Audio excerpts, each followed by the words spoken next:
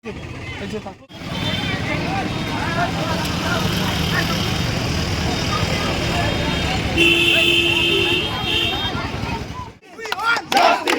চাই, বিচার চাই, বিচার চাই, বিচার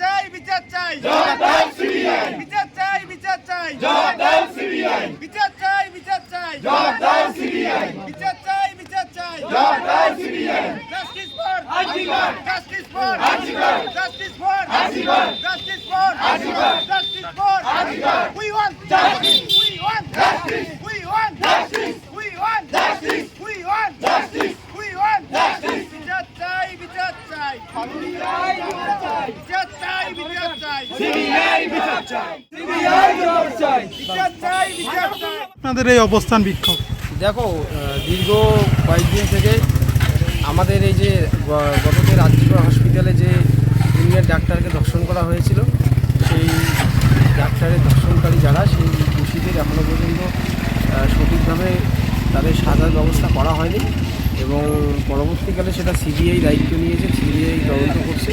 সেই তদন্তের কোনো গতি এ পর্যন্ত আমরা পাইনি।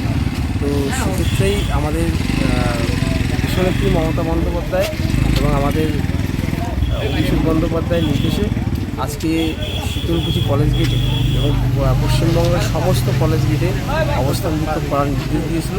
সেই মুহূর্তে আমরা আজকে তৃণমূল ছাত্র পরিষদের পক্ষ থেকে দোষীদের শাস্তি এবং ফাঁসির দাবিতে, যারা এই ধর্ষণকাণ্ডের সঙ্গে যুক্ত, দ্রুত তাদের ফাঁসির দাবিতে এবং শাস্তির দাবিতে আমাদের আজকে অবস্থান বিক্ষোভ। কত ঘন্টা অবস্থান বিক্ষোভ হলো ওখানে? আমরা 3 ঘন্টা থেকে অবস্থান বিক্ষোভ করলাম। আচ্ছা, কি নাম আপনার?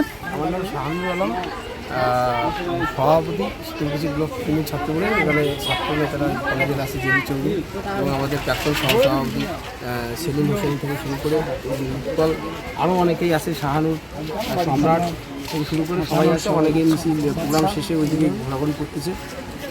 মোটামুটি আমাদের প্রোগ্রামটা আমরা শেষ করলাম।